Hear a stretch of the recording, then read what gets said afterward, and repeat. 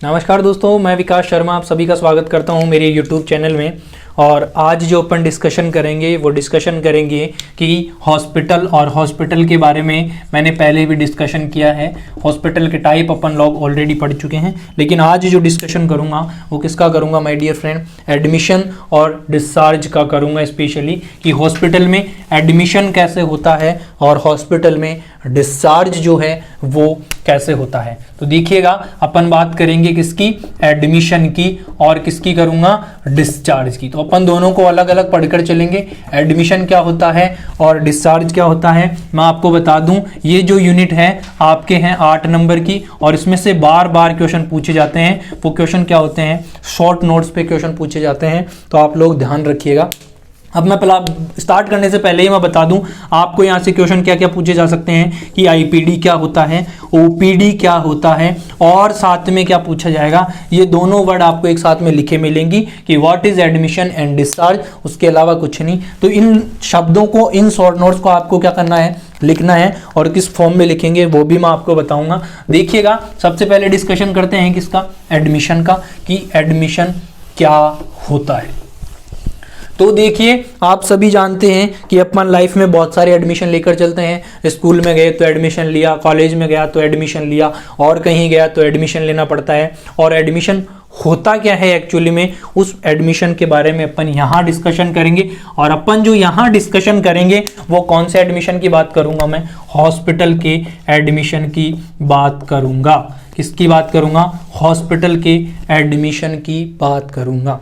Admission क्या है कि एक ऐसा प्रोसेस है जिसके अंदर, it is a process in which, जिसके अंदर पेशेंट को क्या कर दिया गया है, हॉस्पिटलाइज्ड कर दिया गया है। क्या कर दिया गया है दोस्तों, हॉस्पिटलाइज्ड कर दिया गया है। उसे क्या कहते हैं, क्या कहते हैं, एडमिशन कहते हैं। जिसको कौन से नंबर दे दिए गए हैं, जिसको आईपीडी नंबर दे दिए गए हैं, इन पेशेंट डिपार्टमेंट में उसको शामिल कर लिया गया है। उसे क्या बताकर चलते हैं, एडमिशन बताकर चलते हैं।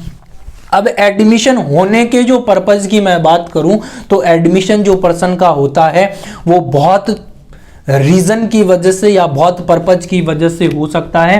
तो एडमिशन कैसे हो सकता है कि उसने क्या करवाया एडमिशन, उसको किसी सर्जरी करवानी थी, हो सकता है कि उसको क्या थी, कोई डिजीज थी, हो सकता है कि उसको कोई इंजरी थी, या हो सकता है कि उसके साथ में कोई XYZ प्रॉब्लम थी जिसकी वजह से पेशेंट को क्या करना पड़ा, एडमिशन करवाना पड़ा। एडमिशन में क्या क्या करना पड़ता है। जब एडमिशन हो गया तो क्या होगा, उसका डायग्नोसिस होगा, उसका क्या होगा, ट्रीटमेंट होगा, उनकी जितनी भी रिपोर्ट्स हैं वो सारी क्या करी जाएगी, इवॉल्वेट करी जाएगी, और उस पर्सन को, उस सिचुएशन को आप क्या बताकर चलते हैं, एडमिशन बताकर चलते हैं। देखिएगा, एडमिशन और एडमिशन की मैं आपके साथ में बात करके चल रहा हूं, और आपसे पूछे जाते हैं एडमिशन के बाद में क्या पूछा जाता है कि गुरुजी एडमिशन के क्या बता दो, आप हमें टाइप भी बता दो। तो देखो, अपन एडमिशन के टाइप की भी बात कर लेते हैं साथ ही साथ में। एडमिशन के जो 2 टाइप होते हैं वो कितने होते हैं दोस्तों, 2 होते हैं। एक एडमिशन कौन सा होता है, एक होता है रूटीन एडमिशन होता है, और एक कौन सा एडमिशन होता है, इमरजेंसी एडमिशन होता है।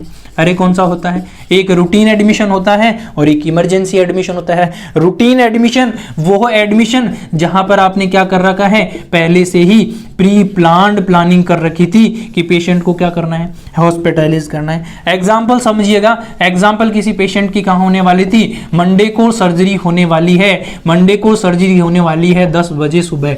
तो पेशेंट को क्या कर दिया गया है, संडे को ही हॉस्पिटलाइज कर दिया गया है। क्यों कर दिया गया है कि आपको पता है किसी भी सर्जरी को करने से पहले क्या करना है, उसका जो फ्लूइड का लेवल है बॉडी में वो क्या करना पड़ेगा, मेंटेन करना पड़ेगा। तो डॉक्टर लोग क्या करते हैं, संडे को ही एडमिट करवा देते हैं। उसको क्या करेंगे, आईवी फ्लूइड वगैरह। और दूसरी चीज, मान लो स्पेशली क्या है, कोई जीआईटी की सर्जरी होनी है तो पेशेंट को क्या रखना होता है, एनपीओ रखना होता है, नथिंग पर ओएस बताते हैं, या नील पर ओएस भी बोलकर चलते हैं कि मुंह के द्वारा उसको क्या नहीं देना है, कुछ भी नहीं देना है। तो उस कंडीशन में क्या है कि प्री प्लान आपने क्या कर दिया, एडमिशन कर दिया पेशेंट का। नंबर 2 कंडीशन जो आती है वो क्या है my dear friend, emergency condition है। और इमरजेंसी कंडीशन में क्या होता है कि आप मान लीजिए कि कहीं पे क्या हुआ, कोई कहीं पे क्या हुआ कि कोई रोड साइड एक्सीडेंट हुआ, क्या हुआ my dear friend, road side accident हुआ, या फिर मैं कह सकता हूं क्या हुआ, बर्न हुआ। कोई भी बर्न किसकी से भी हो सकता है, स्पेशली कौन सा बर्न हुआ है, केमिकल बर्न हुआ है ना। इसके अलावा क्या बोल सकता हूं मैं, किसी पेशेंट को क्या हुआ, डिज्निया हुआ, किसी पेशेंट को क्या हुआ, एमआई हुआ। कहने का मतलब क्या है कि वो कंडीशन जहां पर पेशेंट को कौन सी केयर की जरूरत है my dear friend, immediately care की जरूरत है, उसे क्या बताकर चलते हैं। और उस कंडीशन में, इमीडिएट कंडीशन में जो एडमिशन किया जाता है उस एडमिशन को क्या बोलते हैं, इमरजेंसी एडमिशन बताकर चलते हैं। क्या बताकर चलते हैं, इमरजेंसी एडमिशन बताकर चलते हैं।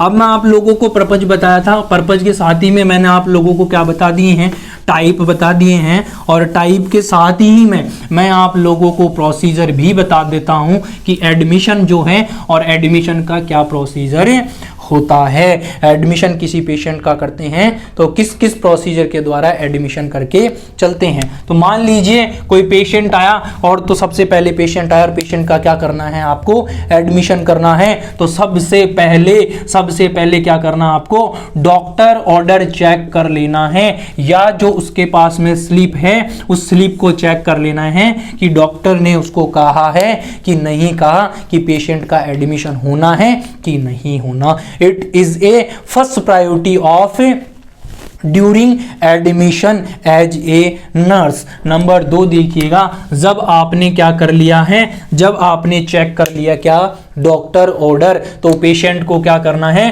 पेशेंट को उस वार्ड में लेकर जाना है जिस वार्ड में पेशेंट को क्या किया जाना है, हॉस्पिटलाइज किया जाना है या एडमिशन किया जाना है। और बिफोर, इस वार्ड में ले जाने से पहले आपको उस वार्ड की क्या क्या तैयारियां करके रखनी है, उन तैयारियों के बारे में मैं आपको जानकारी दे रहा हूं। सबसे पहली तैयारी आपको क्या करके रखनी है दोस्तों, बेड मेकिंग करके रखनी है। अरे क्या करके रखनी है my dear friend, bed making करके रखनी है। और बेड मेकिंग में भी आपसे यहां पे क्वेश्चन पूछा जाता है कि जब पेशेंट को एडमिट कर रहे हैं तो कौन सा बेड के नाम से जाना जाता है, उसे वेलकम बेड के नाम से क्या करा जाता है, जाना जाता है। और कौन सा बेड होता है, बेड जो होता है ऑक्यूपाइड और अनऑक्यूपाइड बेड होते हैं। तो यहाँ पे जो बेड तैयार करोगे वो कौन सा बेड तैयार करोगे, ऑक्यूपाइड बेड तैयार करोगे। ऑक्यूपाइड बेड की क्या विशेषता होती है माय डियर फ्रेंड, ये बेड होता है और ये इस पे क्या बिछी हुई है, सीट बिछी हुई है। तो जब जिस साइड से पेशेंट आने वाला है उस साइड की सीट को क्या कर दिया जाता है, फोल्ड कर दिया जाता है। और ये फोल्ड जो है वो क्या दिखा रहा है कि इस बेड पे क्या आने वाला है, पेशेंट आने वाला है। समझ में आई बात, यस।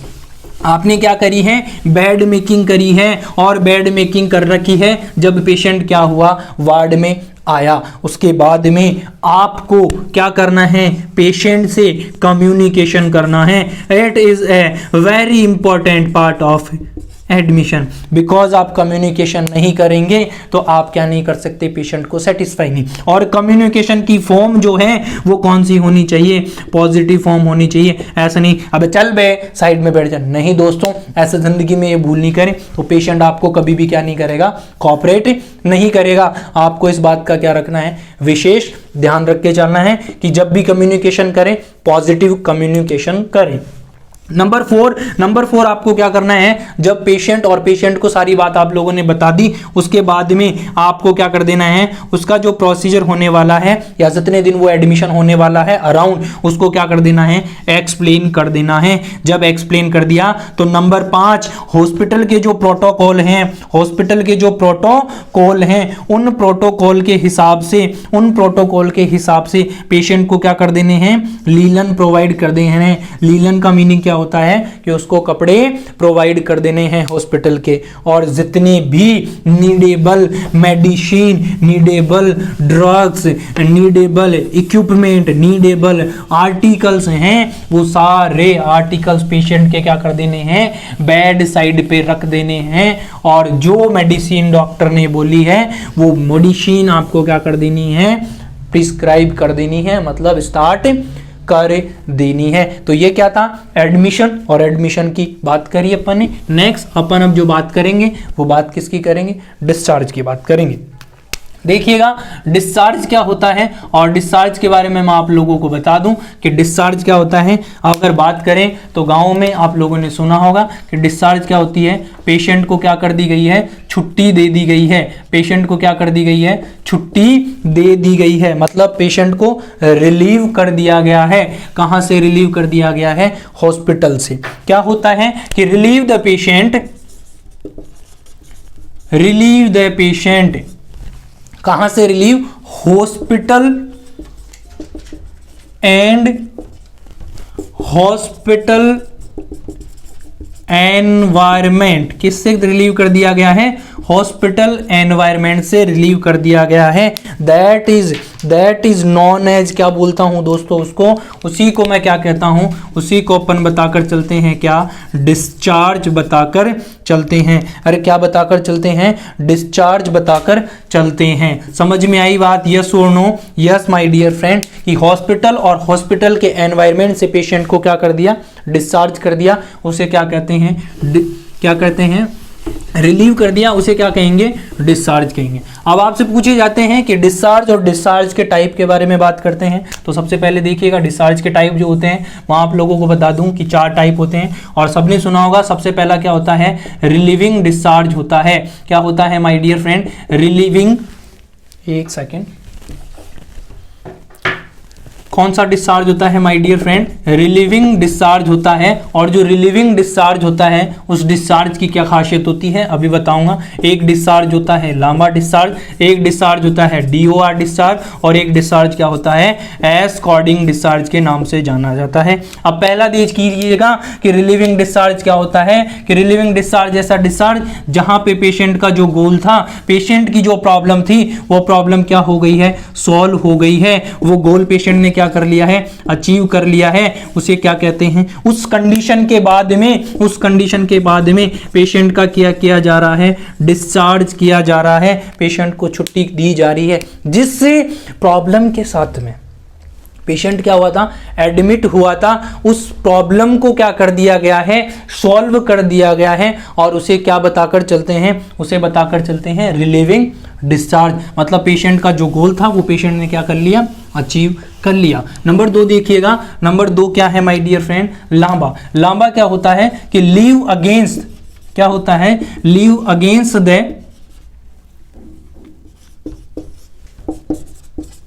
Against medical adviser.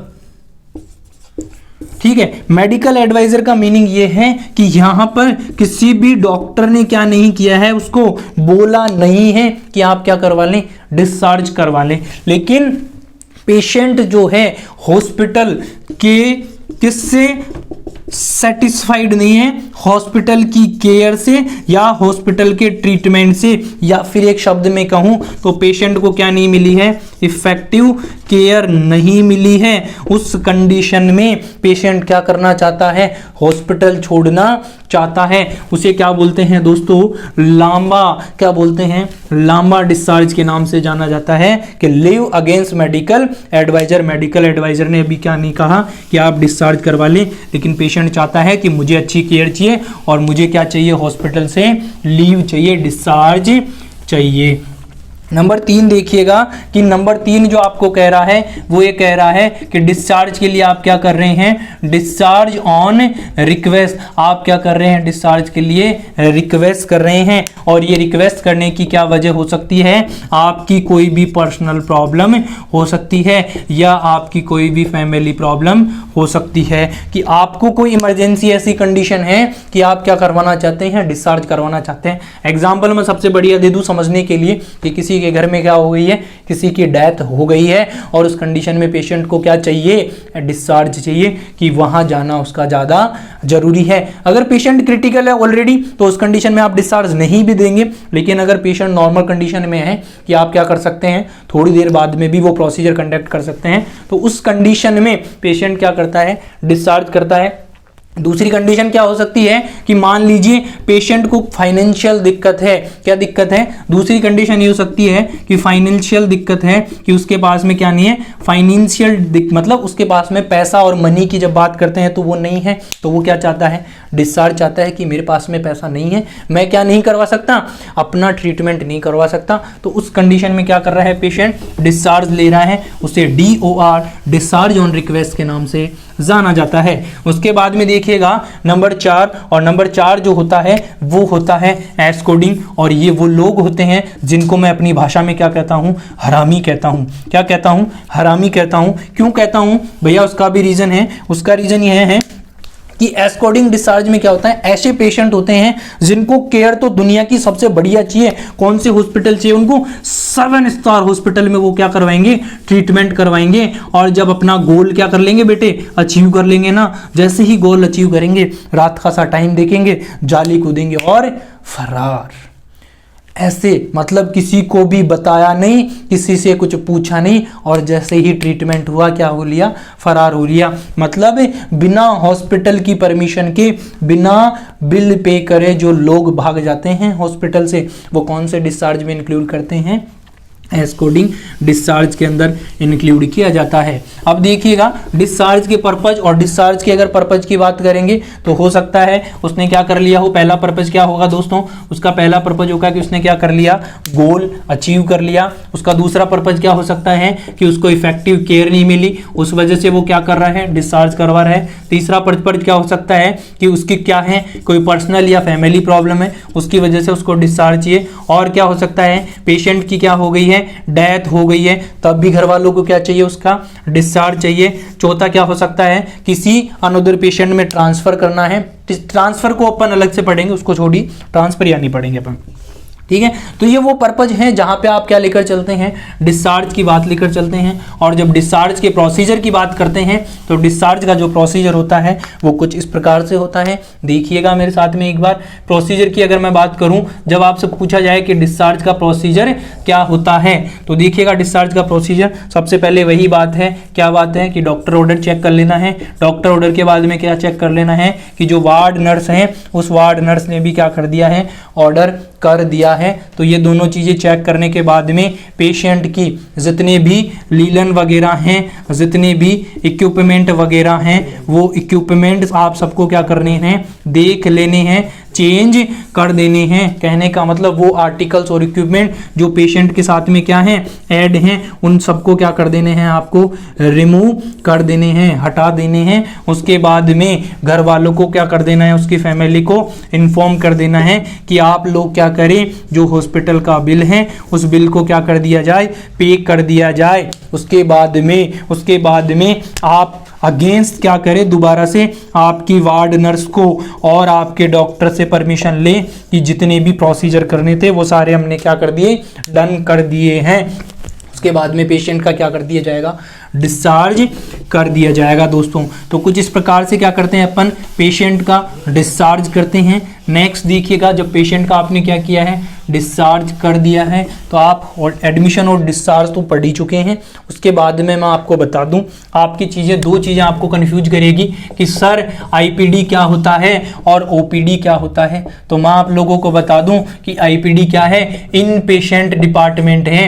क्या है दोस्तों, इन पेशेंट डिपार्टमेंट है। और ओपीडी क्या है माय डियर फ्रेंड, ओपीडी जो है वो क्या है, आउट पेशेंट डिपार्टमेंट है।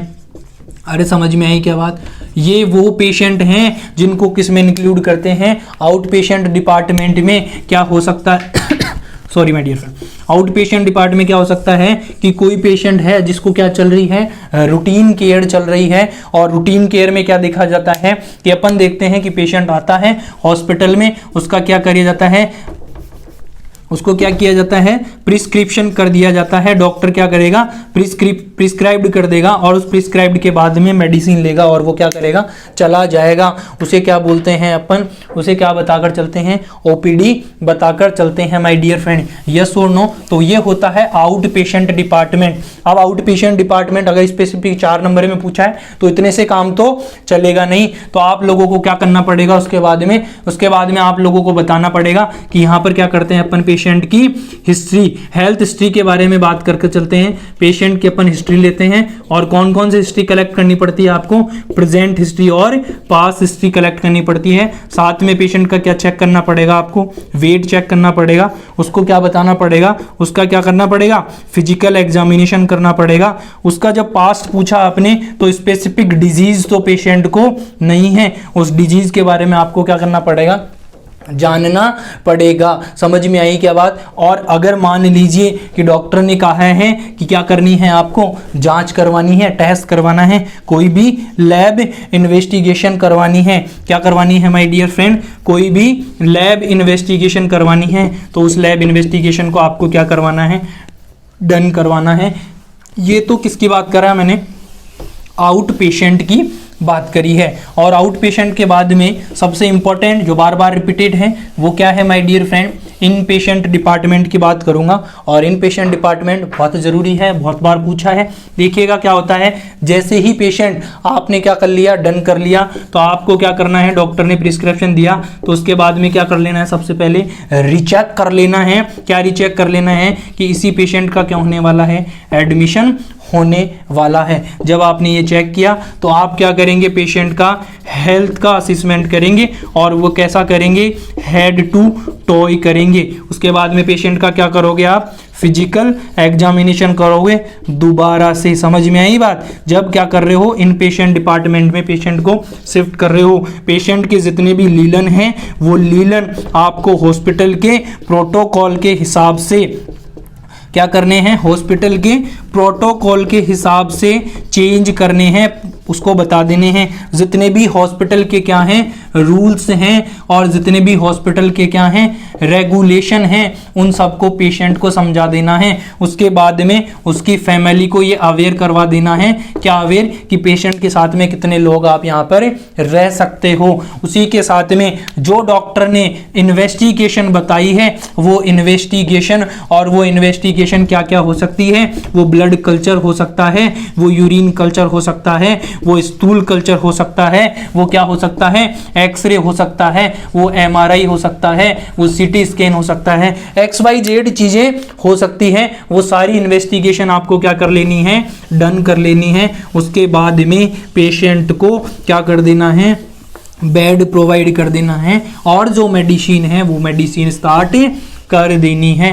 इस प्रकार से आपको क्या करना है, आईपीडी और ओपीडी को बताकर चलना है। एक छोटा सा टॉपिक और है, इसी के अंदर बार बार पूछा जाता है कि ट्रांसफरिंग क्या होता है, ट्रांसफरिंग द पेशेंट क्या होता है। तो उस ट्रांसफरिंग ऑफ पेशेंट के बारे में भी आप लोग देखकर चल लीजिएगा मेरे साथ में।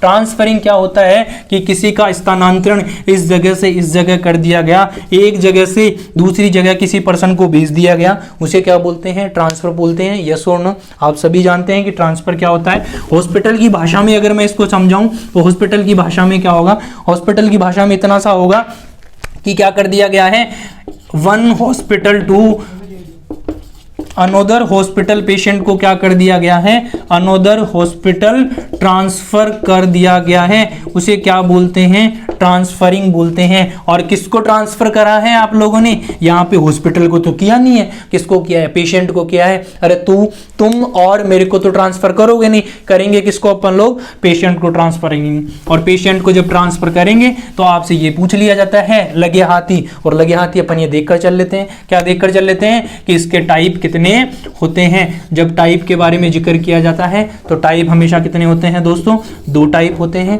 एक क्या होता है, एक वो टाइप होता है जो इंटरनल होता है, और एक वो टाइप होता है जो कौन सा होता है, एक्सटर्नल होता है। जब जब इंटरनल का जिक्र किया जाता है तब सिर्फ और सिर्फ किसकी बात करते हैं, हॉस्पिटल। और हॉस्पिटल भी कौन सा, वही हॉस्पिटल जहां पे पेशेंट क्या है, रह रहा है। मतलब इंटरनल हॉस्पिटल में क्या ट्रांसफर करोगे पेशेंट को, वार्ड टू वार्ड ट्रांसफर किया जा सकता है। एग्जाम्पल समझ लो, और एग्जाम्पल क्या कह रहा हूं कि किसी पेशेंट को क्या कर दिया गया है, जनरल वार्ड से कहां भेज दिया गया है, पेशेंट को आईसीयू वार्ड में भेज दिया गया है, पेशेंट को कहां भेज दिया गया है, सर्जिकल वार्ड के अंदर भेज दिया गया है, ये सोनो, तो उसे क्या बोलते हैं, इंटरनल ट्रांसफरिंग बोलते हैं कि पेशेंट को हॉस्पिटल का हॉस्पिटल में क्या किया गया है, ट्रांसफर किया गया है। और एक्सटर्नल क्या होगा, एक्सटर्नल तो समझ में आ ही गया होगा अब कि किसी जनरल हॉस्पिटल से कहां भेज दिया है, स्पेसिफिक हॉस्पिटल के अंदर भेज दिया गया है, उसे क्या बोलते हैं, एक्सटर्नल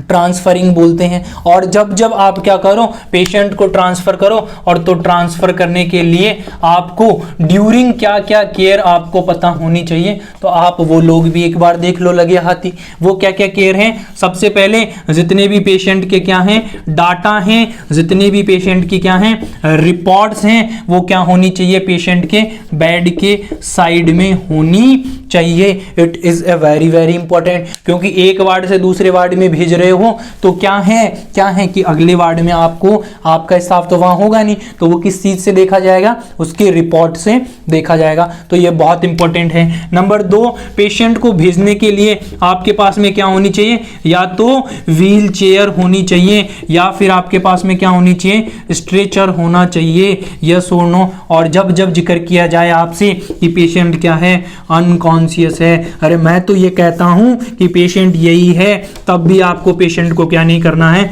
अलोन नहीं करना है, आप हमेशा व्हीलचेयर या स्ट्रेचर के साथ में जाएंगे, क्योंकि पेशेंट को क्या हो सकता है, सीजर हो सकता है, क्या पता पेशेंट गिर जाएगा, तो जिम्मेदारी आपकी है, सर आपका फोड़ देंगे उसके घर वाले और बोलेंगे तुम कब से नर्सिंग का काम करने लग रहे हो। ठीक है, तो आपको क्या करना है, इस चीज का ध्यान रखना है। और सबसे मोटी बात, एक और उससे भी मोटी बात, और वो मोटी बात क्या है दोस्तों, जब पेशेंट को आप क्या कर रहे हो, ट्रांसफर कर रहे हो, क्या कर रहे हो, ट्रांसफर कर रहे हो, तो जितने भी इक्विपमेंट पेशेंट के लगे हैं उन इक्विपमेंट को क्या करना है, सावधानी केयरफुली ध्यान रखना है कि कोई भी क्या ना हो दोस्तों, डिसलोकेटेड ना हो जाए, अपने फिक्सेशन से चेंज ना हो जाए। मान लो पेशेंट को कैथेटर लगा था और पेशेंट क्या हो गया, कैथेटर हिल डुल गया, तो जब आपने ट्रांसफर किया पेशेंट का, कैथेटर हिल डुल गया, तो पेशेंट को क्या हो सकता है, इन्फ्लामेशन हो सकता है। अरे भैया हो सकता है और नहीं, यस हो सकता है, आप सभी जानते हैं। तो आपको जब भी पेशेंट को ट्रांसफरिंग करनी है, ये 3 बातें हैं जो आपको ध्यान रखनी है, और बहुत स्पेशली ध्यान रखनी है। अगर ये चीज़ें आपको ध्यान नहीं है तो आप परफेक्ट तरीके से क्या नहीं कर रहे हो, पेशेंट का ट्रांसफर नहीं कर रहे हो। तो ये बात करी है मैंने किसकी, एडमिशन और डिस्चार्ज की। बाकी जो चीज़ें बची है इसके अंदर, वो बचा है हॉस्पिटल। तो हॉस्पिटल दोस्तों मैं आपको बता दूं, अपन ने ऑलरेडी पढ़ रखा है, तो आप लोग वहाँ जाएं और आप लोग देख पाएंगे, इजी वे में समझा रखा है कि हॉस्पिटल और हॉस्पिटल का क्लासिफिकेशन। आज के लिए दोस्तों इतना ही, मिलते हैं नेक्स्ट क्लास में। आप सभी मेरा यूं ही सपोर्ट करते रहिए, कुछ बेहतर से बेहतर बनते चलेंगे अपन।